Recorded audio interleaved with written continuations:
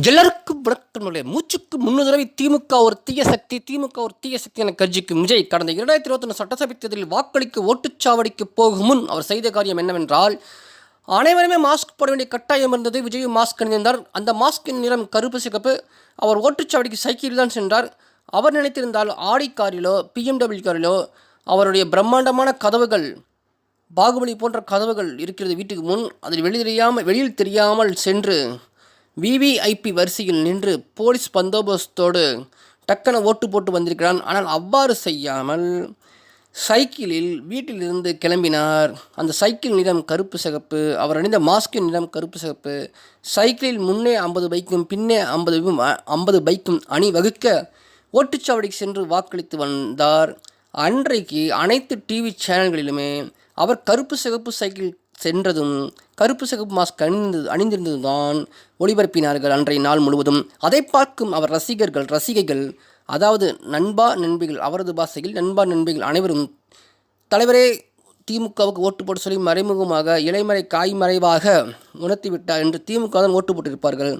இப்போது திமுகவுக்கு எதிராக கர்ஜிக்கும் விஜய் கடந்த 40 வருடமாக தெரியவில்லையா திமுகவுக்கு ஏன் எதிராக கர்ஜிக்கவில்லை? கடந்த 40-50 வருடங்களாக தெரியாத விஷயம் இப்பொழுது விஜய்க்கு தெரிந்துவிட்டதா? அவருடைய அரசியல் பாதையை பார்க்கலாம். அவர் கடந்து வந்த அரசியல் பாதையை பார்க்கலாம். 2009 ராகுலிடம் போய் 1/2 மணி நேரம் பேச்சுவார்த்தை நடத்தினார். தன்னை தென்னிந்திய ஷார்கள் என அழைப்பார்கள், அதனால் எனக்கு அகில இந்திய அளவில் முக்கியமான போஸ்டிங் கொடுங்க, தமிழ்நாட்டில் காங்கிரஸை நான் பார்த்துக்கிறேன் என கூறினார்.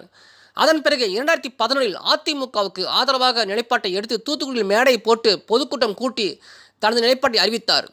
அதற்காக ஜெயலலிதா அம்மா அவர்கள் ஆட்சி அமைந்ததும் 2011க்கு பிறகு ஜெயலலிதா அம்மா ஆட்சி அமைந்ததும் அவரது அவரது தாய்க்கு மாநில அளவில் இசைத்துறையில் முக்கியமான போஸ்டிங் கொடுக்கப்பட்டது.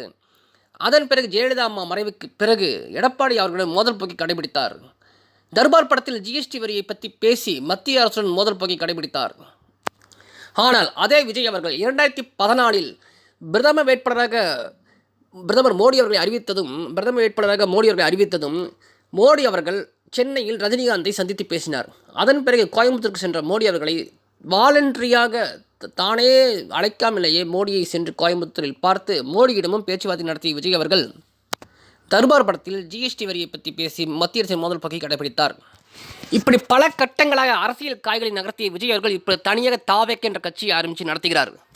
ஜனநாயக நாட்டில் யார் வேணாலும் கட்சி ஆரம்பிக்கலாம், யார் வேணாலும் கட்சி நடத்தலாம். கட்சி ஆரம்பித்த தப்பு இல்லை. ஆனால் பழைய கட்சிகளான அதிமுக, திமுக, காங்கிரஸ், பிஜேபியுடனோ அல்லது புதிய கட்சியான சீமானுடனோ சேர்ந்து கூட்டணி சேர்ந்து தேர்தலை சந்திக்காமல், கூட்டணி சேர்ந்து சில தொகுதிகளை கைப்பற்றாமல், அரசியல் இறங்கியுடன் முதலமைச்சர் பதவி, முதலமைச்சர் கனவு என்ற முட்டாள்தனமான சிந்தனையில் எந்த கட்சியுடனும் கூட்டணி சேராமல் தனியாகவே களம் காண்கிறார்.